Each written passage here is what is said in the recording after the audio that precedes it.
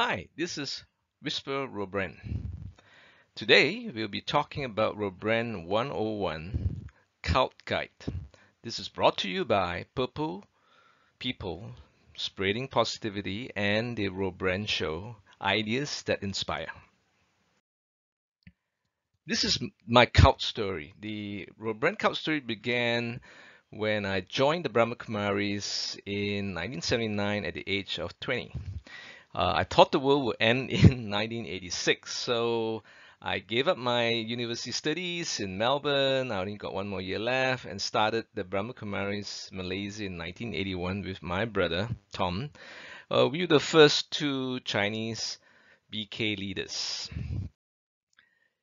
This is Confessions of a Cult Leader. I was known as BK Robert.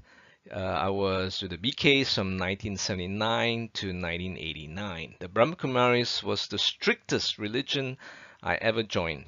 The Brahma Kumaris will wake up at 4 a.m., yoga meditation. They will practice celibacy, which is no sex by choice.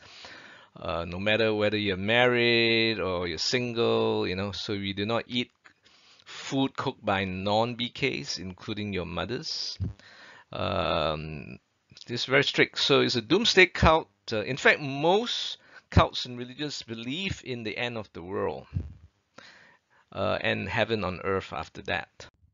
I am a cult expert and an investigative journalist. I work with some big media companies as a freelance journalist, as well as other cult experts who are members of the International Cultic Studies Association, ICSA.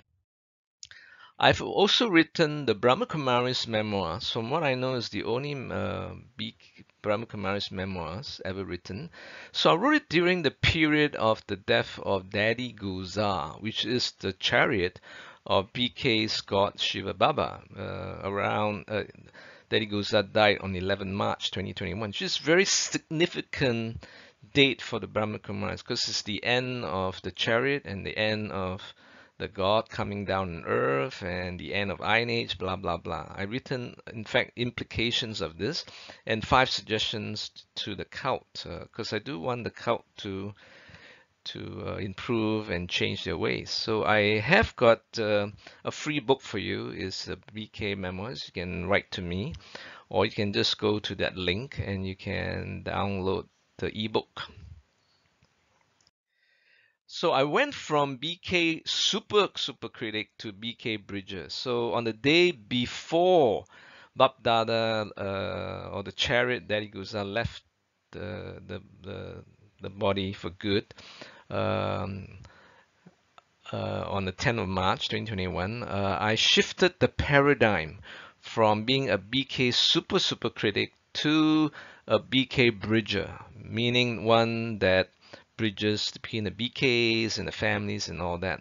And I have received countless trolls attacking me from BK side to the anti-BK side. So after 3 years of writing very insightful and truthful and highly critical articles and videos on Brahma Kumaris and their beliefs, I found that my efforts were counterproductive. So now let me give you a warning to people listening out there. You cannot go against a cult alone. So most families of cult member will make this mistake. They think they can do it alone. You're really up against a huge organization that's over 800,000 regular members and supporters, and they are even registered, recognized NGO. They're doing legitimate things. So I actually consulted my good friend Patrick Ryan, a cult expert a key member in the International Cultic Studies Association based in USA, on what are the successful strategies to communicate, to exchange, to interact with cult members and their families. So I've used those game changers and I got excellent results. So this is the Robren one-on-one cult guide. It's as simple as a Mona Lisa smile. 1, 2, 3. So follow these easy, simple strategies in the art of peace with PKs. Do not practice the art of war with them. You'll never win. Yeah, in fact, they'll be all losers. So practice the art of peace. Make peace with the BKs, like I did. Number one, tone down. First, heal your heart. Whatever your judgment is, your hang-ups, your antagonism and your whatever, just let it go. Heal your heart, heal your mind, heal your soul, heal your spirit. So now nobody, and I mean nobody, wants to talk to someone who is constantly a thorn on their side and who is very aggressive or one-sided and attacking, right? Number two, often olive branch like a dove. So show your deep sincerity by being the first to open the door opportunity of communication and to break down the walls of defense. Just like the late president of USA, Ronald Reagan, said to Gorbachev, bring down those walls, which is the Berlin Wall, and it happened a year later. Number three, switch from negative to positive. That means switch from being hatred and attacking and all that and come from a space of love. Transform from burning the bridge to building the bridge, from attacking to understanding. Number four, build relationship with cult heads. You actually need them because they have the power, they have the authority, they can actually influence decisions. So most cult leaders will respond positively if you were to show signs of love, encouragement, and care and concern for their members, obviously. So talk from the cult's point of view. Don't talk from your point of view or your own religion's point of view because they're not going to listen, they're going to shut down, they're going to build walls. So what I suggest is, why don't you talk about a universal thing that applies to everybody, which is the 9 deadly vices. So say that, your family member who's your cult, who's a member of your organization, he has got jealousy, he's greedy, or he's gluttony, or he lusts for some people, or lust for power, or suddenly become very lazy, don't want to do anything, or he may have really strong anger issues, or arrogance, or addiction, or attachment. So you can mention this, it'll be quite safe because all of us have this, and it will open the door. So you want to find common grounds to bridge, because if you have very different thing, then they won't listen. So you want to find common grounds, and one of them is the 9 deadly sins, which is universal. Number 5, promote service work-life balance. Now for them, they don't see it as work, they see it as godly service or spiritual service. So you want to keep that, because they tend to dedicate all their free time, the weekends and evenings, to the cult. So talk to the cult center in charge about maintaining a sustainable a religious service, work and life balance. So share with the cult head that, hey, maybe it's much more healthy for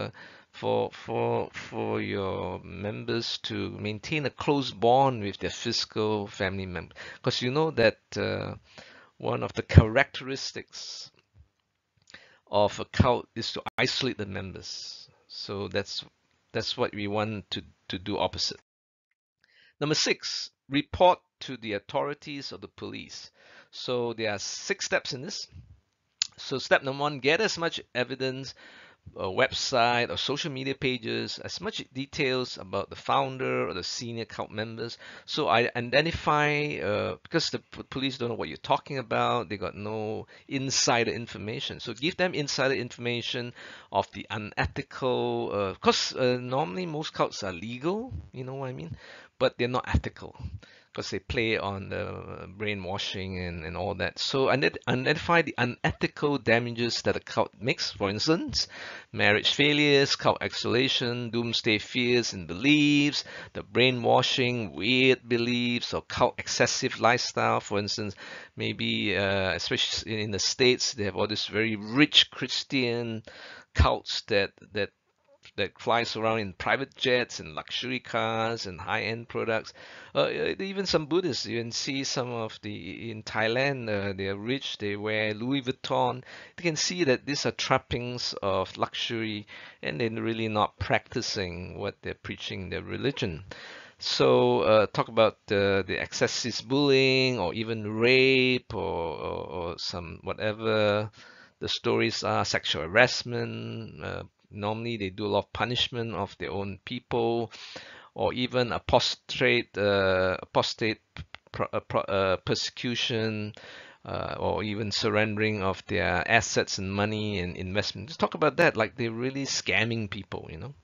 So step two is study the modus operandi, the how does the cult work, so that the police or the authority, whatever the authorities are using, you can even get them delisted in the association or NGOs or whatever. So just tell as many authorities as you can, but be very professional. Step three, identify the logical fallacies, why people fall for this cult. In fact, one of the most common logical fallacies is that if they have some famous celebrity or some public figure or president or some big public figure endorses them, it must be good. You know, every cult has got some famous person. For instance, the most famous case of Scientology, they have, you know, they have Tom Cruise who defend the cult activities and all that. And people think, oh, if Tom Cruise joins that, must be good, right? So be very careful.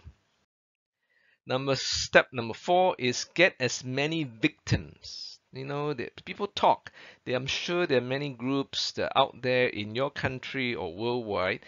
You know, ask them to make a collective police report, or you do it as an individual whistleblower.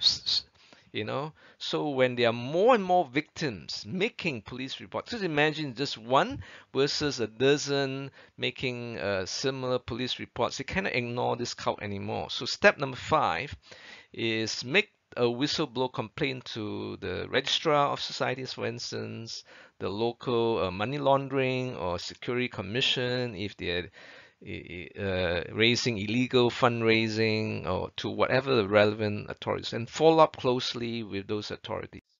Number six, connect with the relevant business news editor or show the editor, you know, the case reference numbers, if you know, or the police report number. So give the editor at least 3 families of cult victims who are willing to talk on the record, and whistleblow and follow up closely. So these are the 6 steps that I teach. It's very simple. You can just do it. You can do it anonymously. You will be protected by the whistleblower protection. In fact, the authorities won't reveal all those things. So who's behind this Robren 101 cult guide is the purple people. So we are the purple people because we smile, and we simply smile to change the world, and we're spreading positivity. So there are nice simple ways to change the world: by encouragement, by doing a helping hand, by rescuing animals or people. Number 4 is by donation, wherever little counts. And 5, we have gifts in any kind. Number 6 is you can give a sign, a gesture, emoji to someone that will encourage them, or wave to your friends, wave to your stranger, wave to your boss.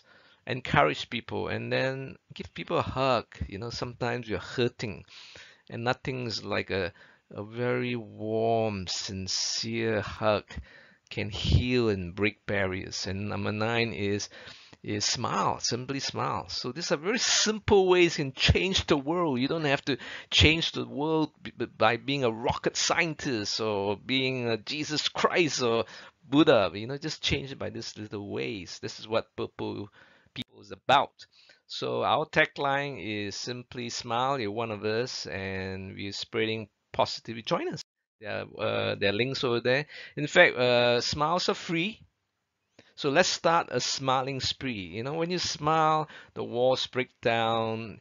You know, this is the secret. This is the secret key to bridge, to unite people. This doesn't matter they're cult members. In fact, all these principles apply to anyone, to any society, any religion, and cults, right? And we have a lot of people that support our purple people. And you can check our pages in Facebook, or we have something called the Robren Show, which I'm the host.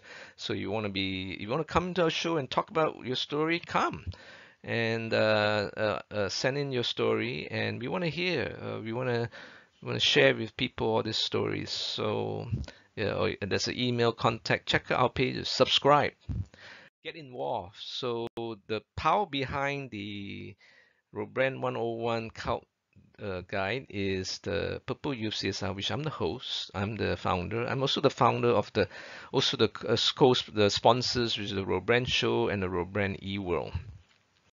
So the Purple Youth CSR is something very dear to me. There are 7 ways that youths are changing Earth. So one is through entrepreneurship. They are the future business leaders. So art to arts, all forms of arts, performing arts, writing, arts, whatever. There's so many types of arts. Learning, charity, ecology, through psychology, to understanding about mental health and sports. So these are 7 ways youths are changing the world. And we are open for media interviews. We also have experts in this field. Can email us. I can speak on cults. I come from my own strong experience with cults and involved in cults in helping people connect, and also speak on a variety of inspirational e-talks. The link is all there. There are question and answers, like for instance, can you help us? Can you donate to Purple Youth? Yes, you can. We are looking for laptops, MacBooks, and iPhones and laptops, gift vouchers for our youth, Purple Youth. Is there any master classes we can learn how to repulse cult brainwashing to live positively? Yes, we do regular e-talks, and this is one of them. And we do master classes. Some are for free, some are to paying. So you can check it out. Uh, yeah, please donate your time, your energy, and help us. We are looking for used equipment, even an old iPhone. Help us if you have yeah, even an office and rent to us for free. In different cities, you can help our Purple Youth CSR, or now we call it CSV, which is creating shared values. We have the similar values and principles. So yes, we can talk about the 9 daily sins, or I actually have this. I talk a lot about game changes that would change your game in life. You can change this by changing, it's just like how these 5 steps can change your game if we can get really good excellent results. So I'm also the creator of the law of repulsion, the 9 new norms to COVID-19 recovery and business transformation, and the Robren code, which is the secret code to everything. So join us. Uh, as the founder of Purple Youth and the Purple People and the creator of this Robren 101 Cult Guide, I wish you well, and so join us in our thing. In fact, the more involved, the more you find that it's easier to deal with rather than being alone. So you are one of us. You are Purple People, and we will meet again. Thank you.